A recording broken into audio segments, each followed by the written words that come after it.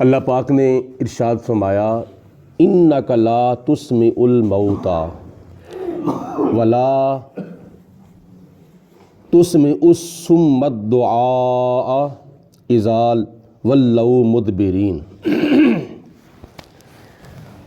اے میرے پیارے رسول علیہ الصلوۃ والسلام، آپ کے سنانے سے مردے نہیں سنتے اور نہ ہی آپ کے سنانے سے بہرے سنتے ہیں، جب کہ وہ پیٹھ پھیر کر چلے جاتے ہیں۔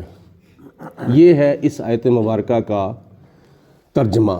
لفظی ترجمہ سماعت فرمائیں۔ انکا، بے شک اے میرے رسول علیہ الصلوۃ والسلام، آپ کے لا تسمع الموتیٰ، سنانے سے مردے نہیں سنتے، ولا تسمع الصم الدعاء، اور نہ ہی آپ کے سنانے سے بہرے سنتے ہیں، اذا، جس وقت، ولوا، وہ منہ پھیر کر، مدبرین، پیٹھ پھیر کر پھر جاتے ہیں۔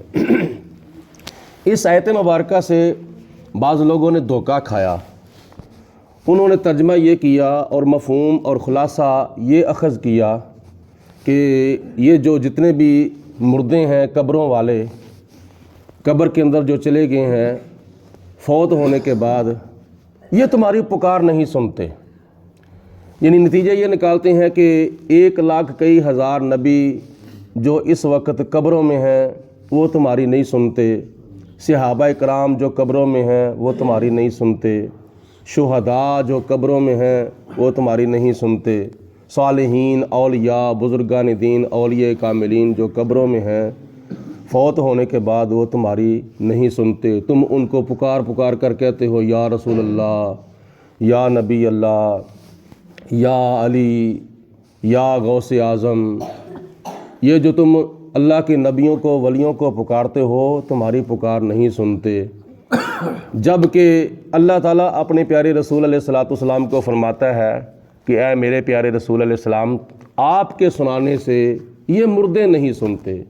تو جب حضور کے سنانے سے مردے نہیں سنتے تو تمہارے پکارنے سے مردے کیسے سنتے ہیں؟ یہ ہے ان کا نظریہ۔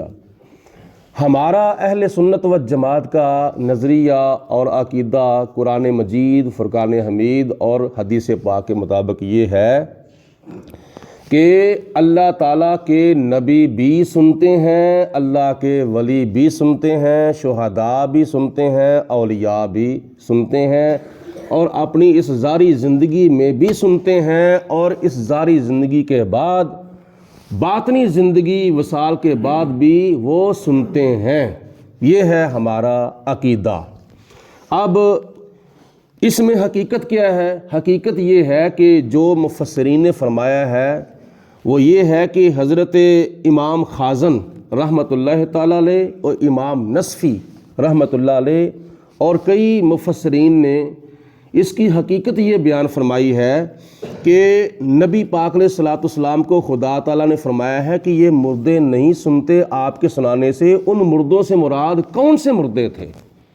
ان مردوں سے مراد نبی پاک علیہ الصلوۃ والسلام کے سامنے کوئی قبریں نہیں تھیں، کوئی قبرستان نہیں تھا کہ اللہ تعالیٰ نے فرمایا کہ اے میرے پیارے رسول علیہ الصلوۃ والسلام، یہ تمہارے سنانے سے نہیں سنتے۔ اس سے مراد یہ ہے کہ دل کے مردے ہیں۔ اس سے مراد جسم کے مردے نہیں، اس سے مراد دل کے مردے ہیں۔ جو دل کے مردے ہیں، چاہے ان کو ہم سنائیں، چاہے ان کو کوئی بندہ سنائے، چاہے ان کو اللہ کے ولی سنائیں، چاہے ان کو اللہ کے نبی ہی کیوں نہ سنائیں، جو دل کے مردے ہیں وہ نہیں سنتے۔ جسم کے مردے یہاں سے مراد نہیں بلکہ دل کے مردے ہیں۔ اور دل کے مردے کون تھے؟ دل کے مردے نہ ہی خدا تعالیٰ کے ولی تھے، نہ ہی خدا کے نبی تھے، نہ صحابہ کرام تھے، نہ بزرگان دین تھے، نہ اولیاء کاملین تھے، نہ انبیاء، صدیقین، شہداء، صالحین۔ دل کے مردے نہیں تھے بلکہ دل کے مردے کافر تھے۔ یہ جو کفار ہیں نا، کفار، مشرکین، کافرین جو ہیں، یہ دل کے مردے ہیں۔ تو اللہ تعالیٰ فرماتا ہے کہ اے پیارے حبیب علیہ الصلوۃ والسلام، آپ کے سنانے سے یہ کافر دل کے مردے جو ہیں یہ نہیں سنتے۔ تو جسم کا مردہ ہونا اور ہے، دل کا مردہ ہونا اور ہے۔ جو دل کا مردہ ہے نا وہ زندگی کے اندر بھی نہیں سنتا، اور جو دل کا زندہ ہے چاہے جسم وصال کر گیا ہو، جسم کے اوپر موت طاری ہو چکی ہو، تو وہ دنیا کی زندگی تو درکنار قبر کے اندر بھی جا کے سنتا ہے۔ یہ اللہ تعالیٰ کے قرآن کی حقیقت ہے اور نبی پاک علیہ الصلوۃ والسلام کے فرمان کی حقیقت ہے۔ کیونکہ جس طرح یہ سر کی دو آنکھیں ہیں نا، اس طرح دل کی بھی دو آنکھیں ہیں۔ جس طرح سر کے دو کان ہیں اس طرح دل کے بھی دو کان ہیں۔ جیسے کہ نبی پاک علیہ الصلوۃ والسلام نے حدیث پاک میں ارشاد فرمایا ہے، معراج کا مہینہ بھی ہے۔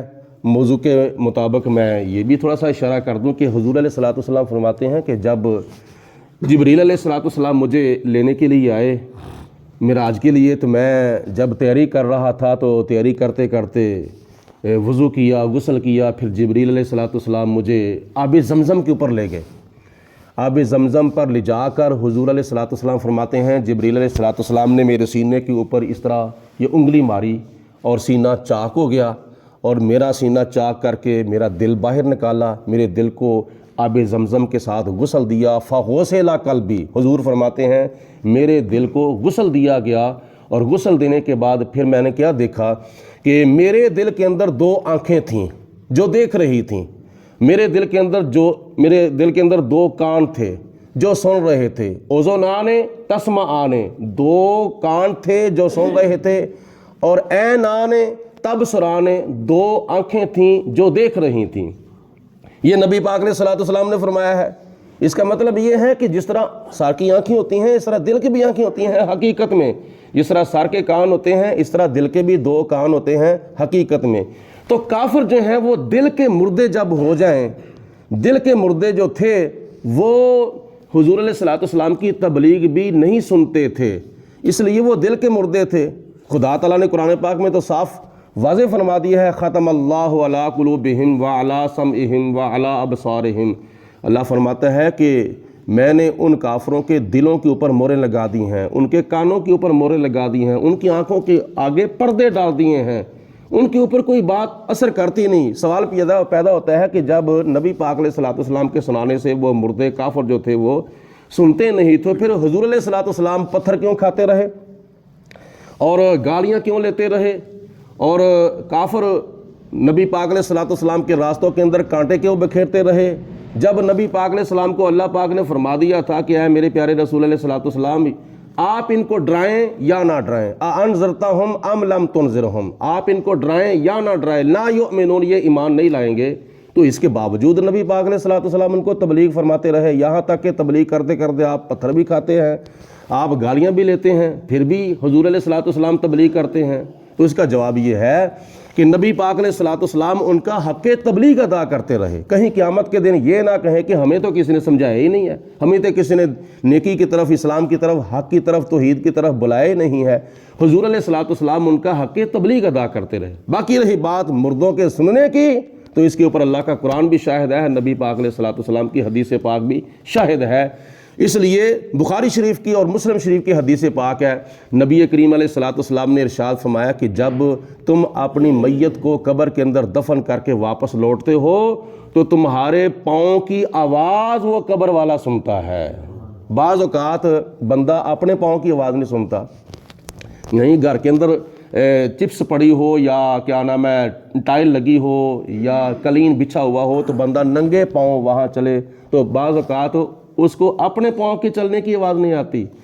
تو نبی پاک علیہ الصلوۃ والسلام نے فرمایا کہ جب بندہ مر جاتا ہے تو اس کی قوت سماعت اور بڑھ جاتی ہے، جب اس کو تم قبر کے اندر دفن کر کے آتے ہو تو تمہارے پاؤں کی آواز وہ سنتا ہے۔ تو جب صاحب قبر ہمارے پاؤں کی آواز سنتا ہے تو پھر کیا وہ ہماری آواز نہیں سن سکتا، زبان کی آواز نہیں سن سکتا؟